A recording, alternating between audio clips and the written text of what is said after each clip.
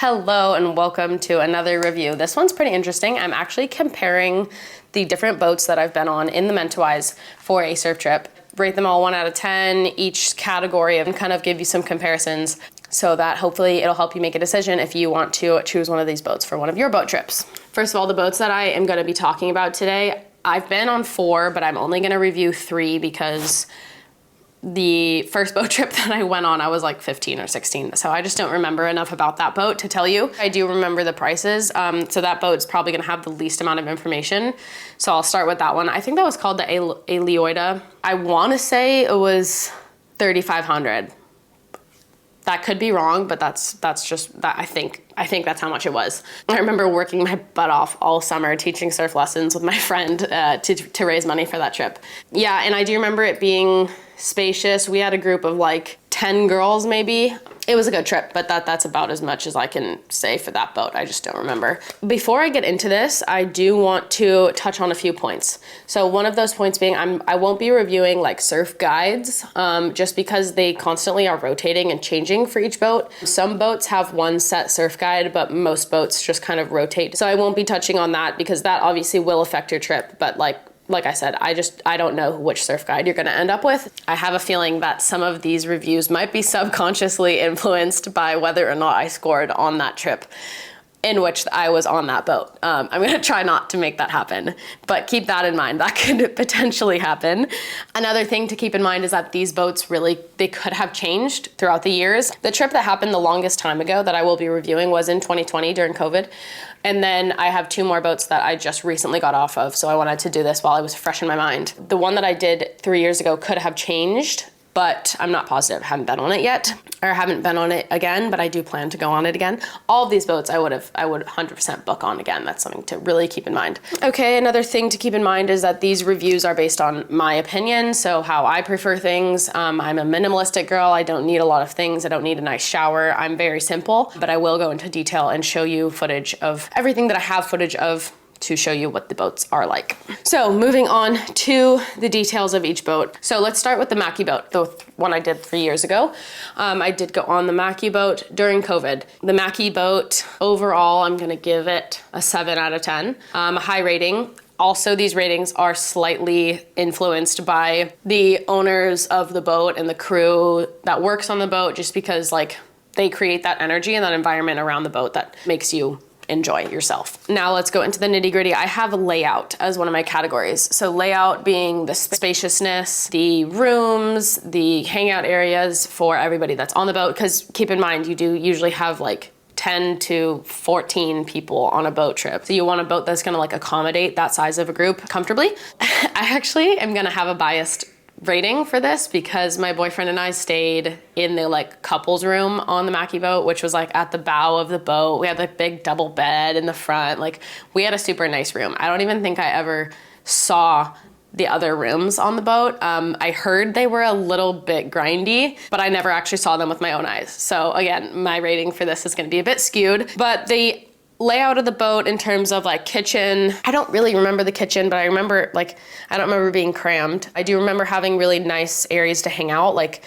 the bow of the boat is pretty spacious, and then the very top of the boat as well had a really nice hangout area. So in between surfs, like you don't want to be inside and you want to look at the waves and you all want to be in one space together. Layout of that boat, I'm gonna give it a 10 out of 10 just because it's also like the pirate ship. It looks like a pirate ship, so it's kind of just like a fun, authentic boat. I don't remember the bathrooms on that boat or the showers. Yeah, can't speak to that.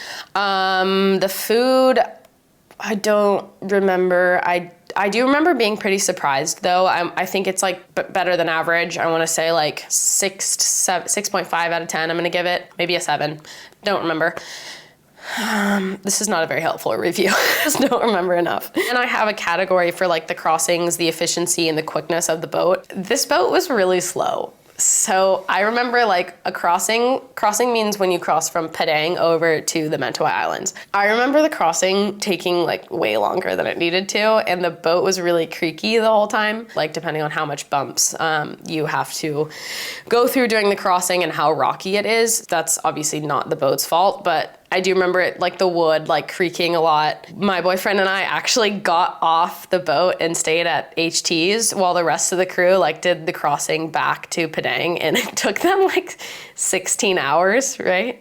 And they all, I think a lot of them missed their flight the next day. They might have got a new engine, they might have upgraded that stuff, but time is just, it doesn't matter that much. Just plan accordingly, don't miss your flight, and enjoy the ride with everybody, right? So maybe I'm gonna give that category a 5 out of 10, because it definitely could be worse, like definitely. And again, this all could have been improved. I did speak with Marcelo, the owner of the boat, when I was back in Bali. He's a good friend of ours, and he did say he was making renovations to the boat. So all of this could have changed. And then the price for this boat, I wanna say it hovers around 2,000.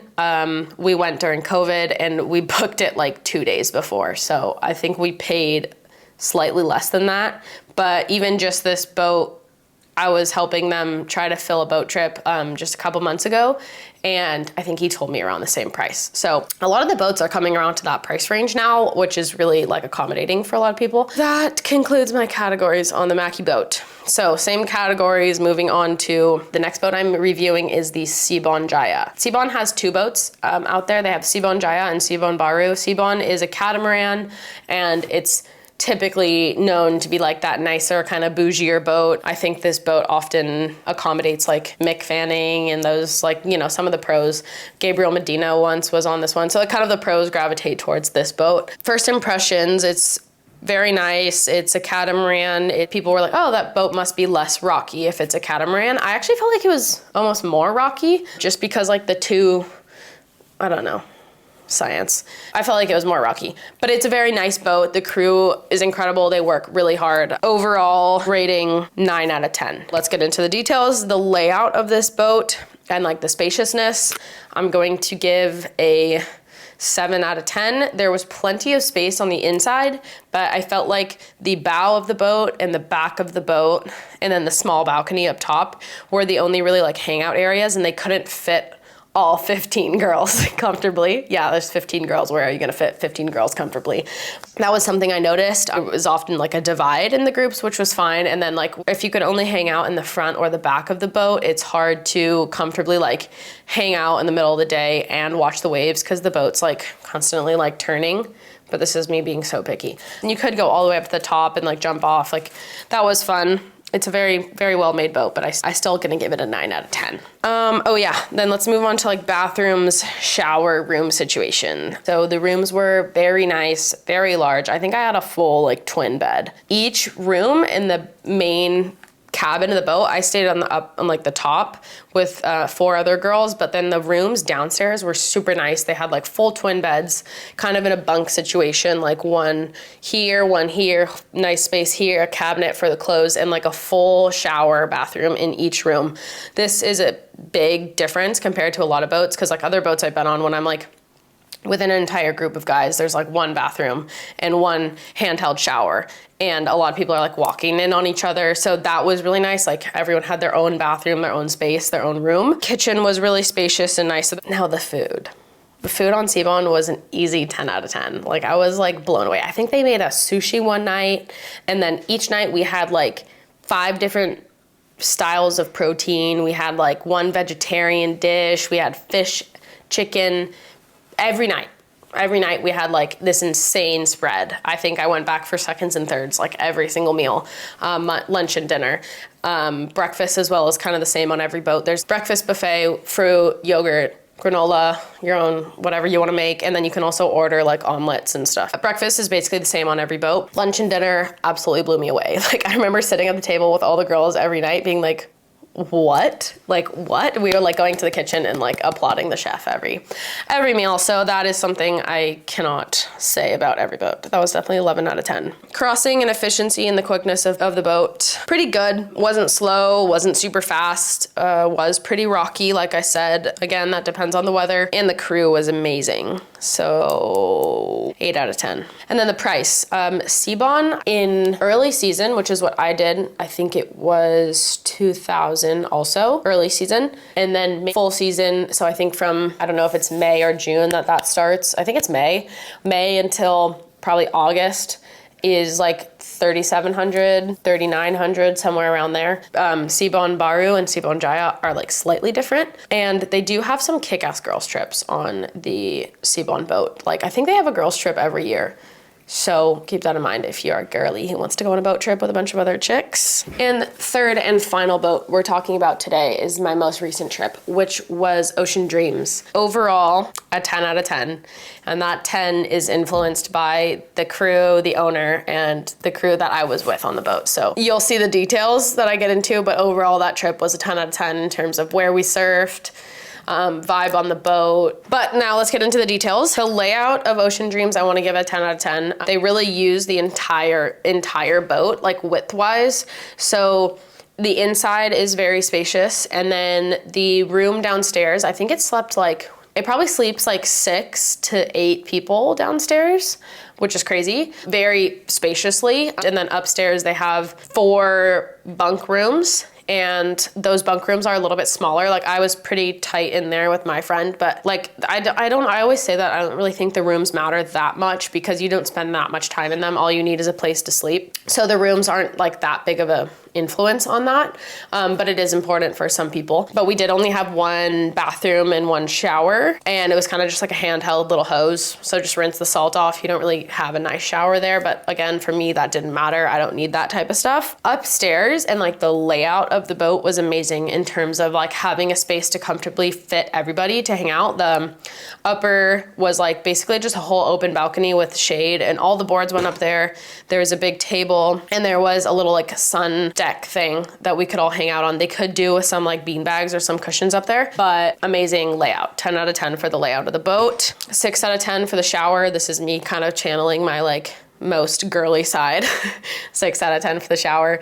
And I'm gonna say 7 out of 10 for the rooms because the rooms downstairs were really big and spacious and nice, super dark, like probably pretty good for sleeping if you don't have a bunch of people snoring next to you. And then my room was like different and like a bit small, but did the job. The food, I'm going to give a 6 out of 10. It was average with a few meals above average, and then some that like were randomly really good. We had like Indian curry one night, was so good, but then other nights it was like bread, tuna sandwich. And then like the salad was like iceberg lettuce and like chopped tomatoes, you know, very, very simple, does the job. When you're getting surfed out, all you want is calories. The ingredients were very fresh and natural, so that was good. It just wasn't, I'm like a little bit of a foodie, so I was like really, you know, kind of gets me excited, but I don't need like really high-end food. And then crossings, efficiency, quickness of the boat. This boat, I honestly think was one of the quickest boats I've been on. I didn't even know when we were crossing sometimes. We would always wake up before, like just before first light at the surf spot. The crew was really on it with this. And then just being efficient in terms of when we left places, where we moved around to avoid other boats, was definitely 10 out of 10. Some boats like follow each other around, and then they just, you just immediately have crowds at like every spot, which is not what you want. Crossing, efficiency, knowing where to be. 10 out of 10. And the prices. This boat was marketed to me as the budget boat, but again, I paid $2,000 for this boat as well. Not all the boats, but a lot of boats that are not the really nice ones are all kind of coming to around $2,000, at least for the times that I've been to the Mentawais. I have been there a lot, like early season and late season. I do plan to go in mid-season next year, so I can do another video on that to see the differences and just see how that plays out. See if the prices change, see if the crowd changes and everything like that. But that is the last boat, and that is as much detail as I can think of that I think you guys might want for a boat trip. I hope that answered your guys' questions. I highly recommend a boat trip. It is the best experience you'll ever have. There's just nothing quite like it. It's like the one last little trip that you can do where you don't have Wi-Fi. I mean, sometimes you do, but you don't have Wi-Fi, you have to disconnect, and you're just like actually out there in nature. It's pretty special. Okay, let me know if I missed anything. If you guys have any comments, questions, concerns about a boat trip, keep your eyes out for a boat trip that I might be hosting in the near future. And thanks so much for watching my review. See you later.